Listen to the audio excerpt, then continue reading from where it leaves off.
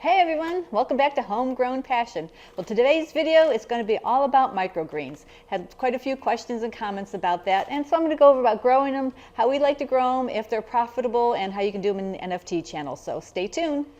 So the first thing I want to show you guys is I'm trying a new growing medium. It's called Jute, and I got it in the rolls. Let me get this opened up here and see what it looks like. I've never tried it before, so this is going to be new for both of us. And it's supposed to be able to roll out and cut them to fit your 1020 trays, or if I have those wider channels, I can put them in the NFT system. So the reason I wanted to go with these guys is that they're biodegradable and they're supposed to hold more water. So let's see what they look like and how it works.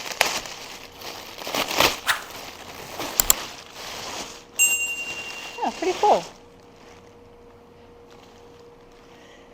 Now, years ago, I did try burlap, because that was a big thing to grow the microgreens in, but I couldn't stand the smell of it, so that's why I never used it. This stuff does not have an odor, and it is a little bit thicker than the other medium I was using. Hope it works out good. So here's the 1020 tray that I'm going to use, and the reason it's a 1020 tray, it's 10 inches across and 20 inches long. I'm using clear domes because I had used the black bottom ones in the past, but they always get holes in the corners and stuff, and these guys really hold up well and don't leak any water anywhere. So I go ahead and just use these dome covers as my bottoms. Been doing it for a few years. So since I have my roll here and it is 9.5 inches wide, I'm going to cut my length to 19.5 inches wide. So you just have a little bit of a border around there, so you don't want it curled up and get dried out. You want to make sure it's nice and flat there in the bottom of the tray. I went ahead and made myself a little storyboard here, so I got 19.5 inches on here. Let's get this done. And I'm going to go ahead and cut one here, and then I'm going to go through and cut a bunch more off the camera. I think I'm going to do a little marks here.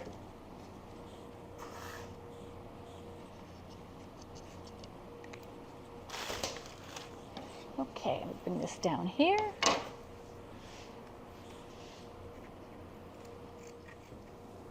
Go ahead and plop it in there. And once this gets wet, I'll be able to flatten it out and make sure it's all nice and smooth.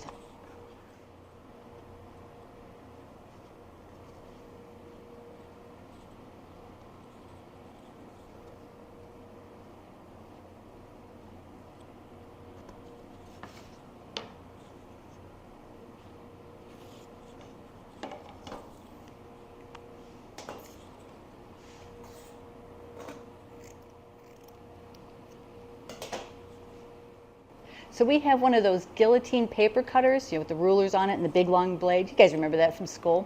So I'm going to get it out of storage because that will work perfect to measure this out and cut it all in one shot. So now that I got the jute cut and in the 1020 trays here, I'm going to go ahead and get the growing medium here wet. You can use plain water to get them going, but since I have the nutrient water from the greenhouse, I'm going to go ahead and use that. It's up to you and how you want to do it. Sometimes you get a little bit better yield if you do use nutrient type water. So I'm going to go ahead and get this guy's wet. You don't want them totally soaked, but I think I'm going to have to let this sit for a little bit so it soaks in.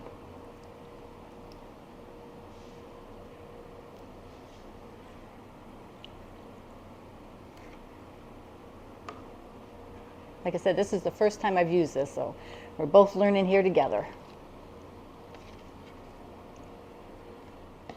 Well, it looks like if you press down and rub the jute a little bit, it gets absorbed into the growing medium. Because you can see here on this one, I haven't done anything yet, and it's still sitting on top. This part's still dry. So I'm going to go ahead and rub it in there and press down on it until it's all absorbed.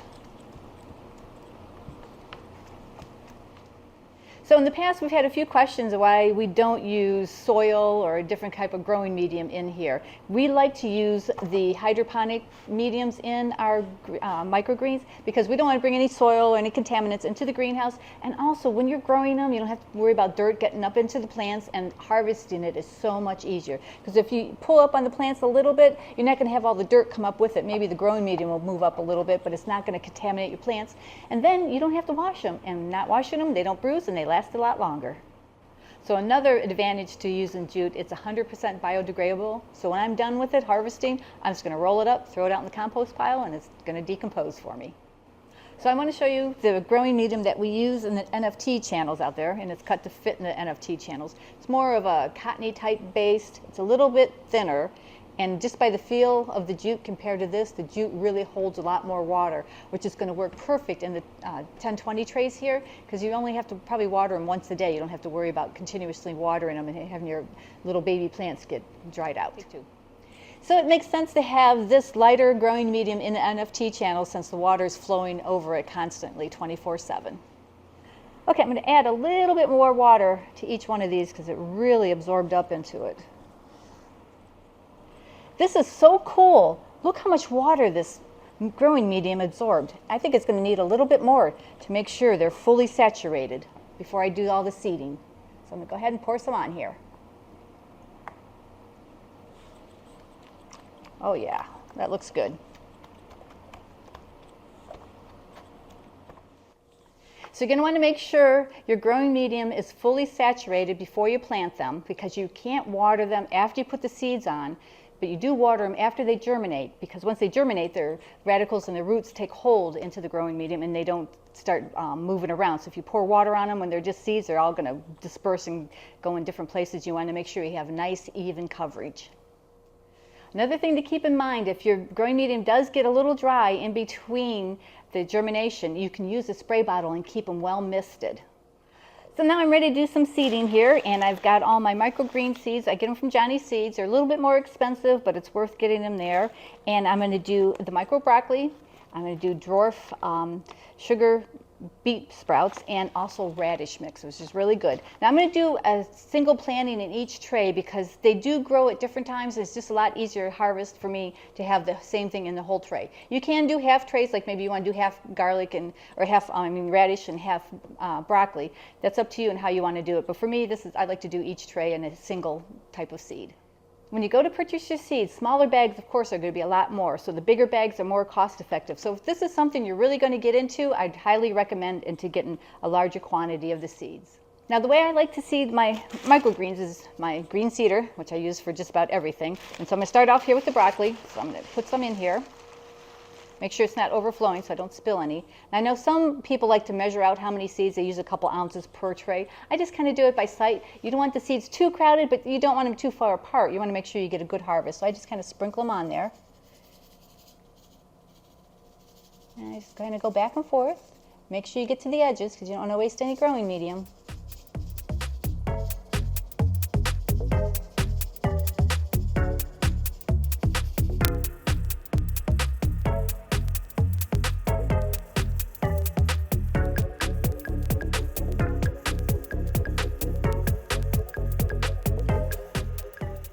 So we've had quite a few questions of why we grow a lot of micro broccoli. Well, a few years ago, Doug and I were down in Florida on vacation. And of course, you got to check out the farmers markets around there.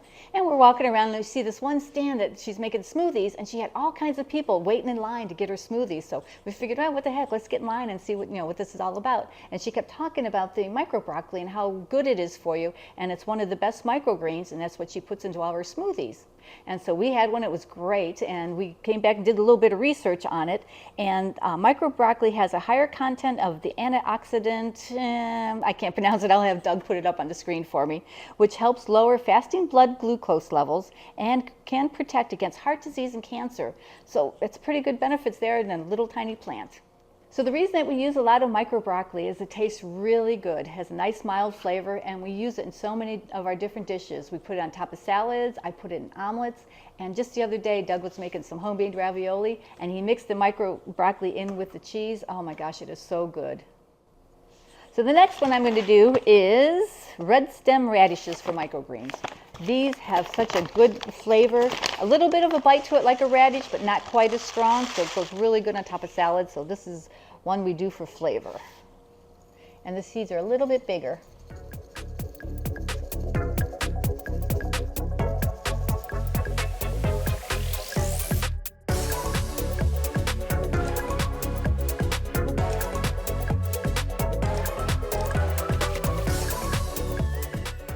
Okay, the last one I'm going to do is the dwarf sugar pea.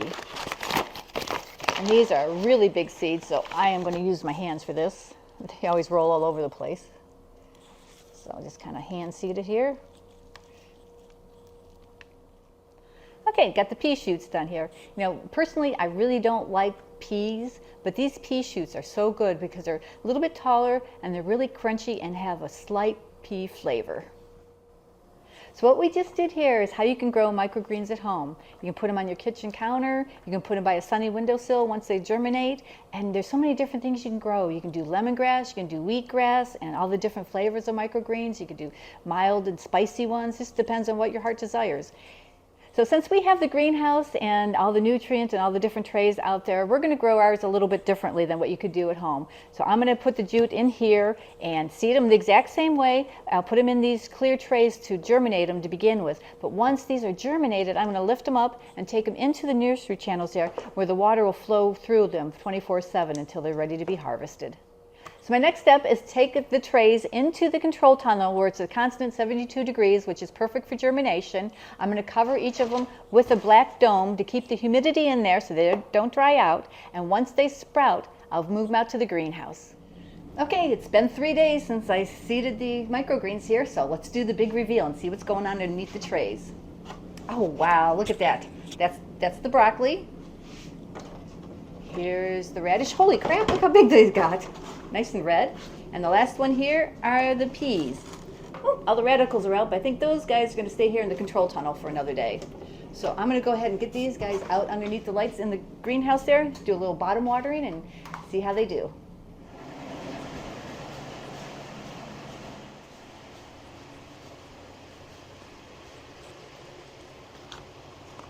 We'll go get the other one. Okay, got them out here in the greenhouse now. To me, it looks like the mat's dry because of the color, but actually it's pretty wet. I think I am going to give them a little bit of water on the bottom here. Got this little areas here, and I'm going to put a little water there. And I'm going to get the light going here and have it coming on the same times as these main lights for the peppers and the cucumbers, which they come at 5 in the morning, they come on, and then I have them going out at 9 o'clock at night. So the microgreens I seeded here, I am going to let them go just to microgreen size. So they should be ready in about, let's see, they're 3 days old now, probably another week, 7 days, they should be ready to harvest. And let me show you the ones that I grew earlier that I showed in another video.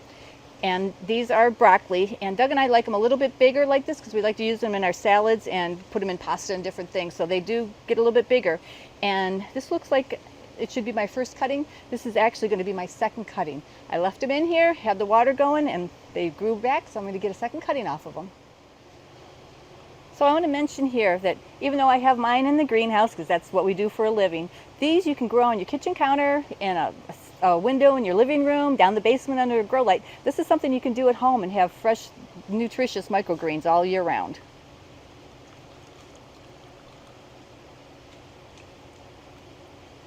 So I'm adding the water. You don't want to saturate it that they're floating in the water, but you want to make sure that they stay moist. So these I'm going to check on them twice a day just to make sure they stay nice and moist here. And as you can tell, today is a very sunny day here in the greenhouse, so definitely have to check it more often. So like I said, I'm going to keep these guys in here for another day. They seem pretty moist. I'm just going to add a little bit more water just to be on the safe side. Try not to move the jute around too much. You don't want to disturb the seeds. There we go. I'm going to keep them covered too. So I'm going to go ahead and check on these microgreens here, the pea shoots this evening, and along with the other ones that I do have out there in the nursery channels to make sure they're well watered. I should be able to put these out tomorrow, and then we'll do another little segment showing the growth process and how big they get and how fast they grow. So here we are, day 6. Unbelievable. Look how good these guys look.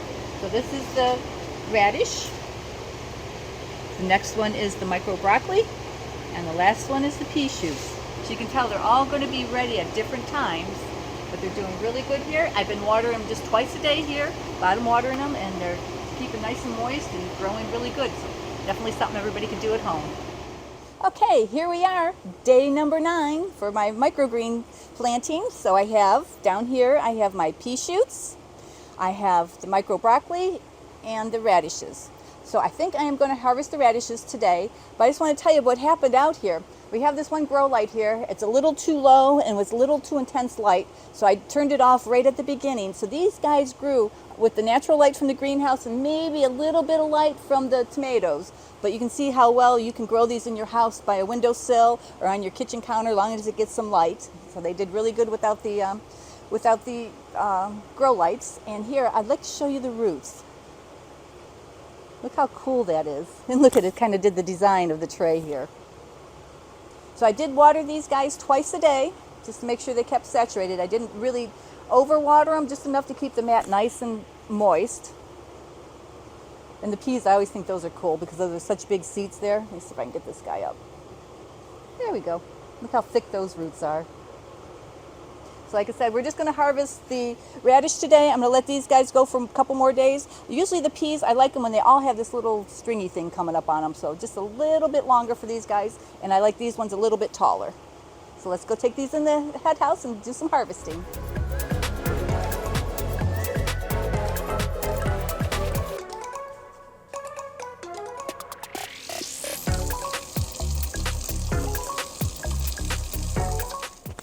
Okay, so I'm going to harvest these microgreens here.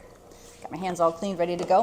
What I'd like to store mine in is, we used to sell to grocery stores a lot, so I have some of these crispers left over, so I reuse them because they're just for us. And they really store them good. They don't have any vents in them, and the lids lock pretty tight on them.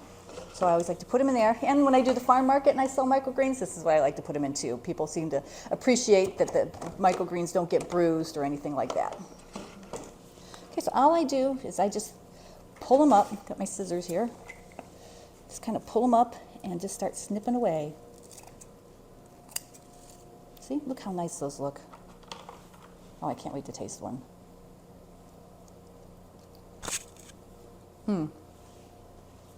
Wonderful radish flavor. See, look how nice those look. Now, I've tried to have the radishes regrow again. I haven't had success with that like I did with the broccoli microgreens.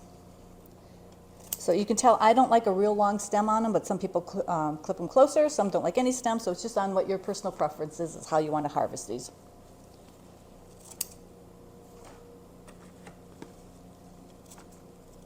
So I'll go ahead and get these all harvested off of here, and then I'll weigh it out and I'll let you know how much we got.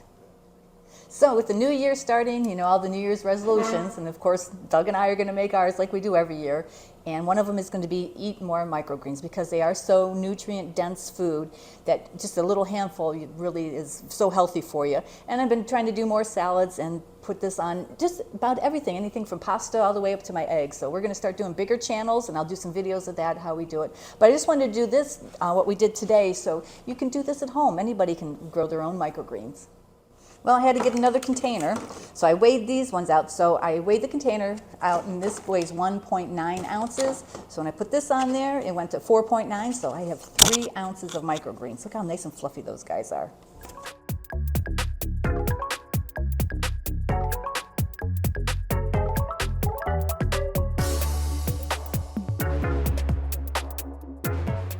Well, I weighed these out, and I got a total of 6.5 ounces, so I divided them up, so it's a little over 3 ounces in each one of these containers, and that's what I used to sell at the farm market, and I would sell these for $8 a piece, and I'd always sell out of them. So if you have to do this at home, it's so much more cost effective.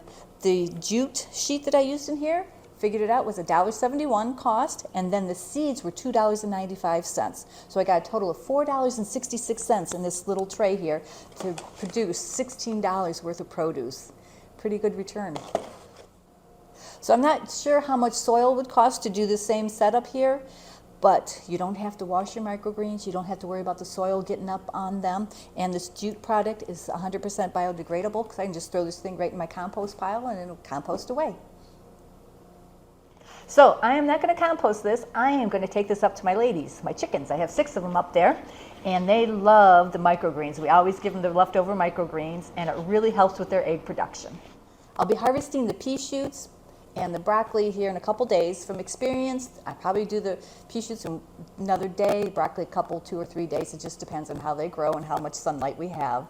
And I'll put in another upcoming video. I'll do the results of what that harvest was and what the cost was for each one of those. So I hope you guys like this microgreen video here for the New Year's, and start eating healthy. Everybody else is trying to, and we are too. So like always, leave me any questions, comments, and suggestions down below, and we'll see you guys next time.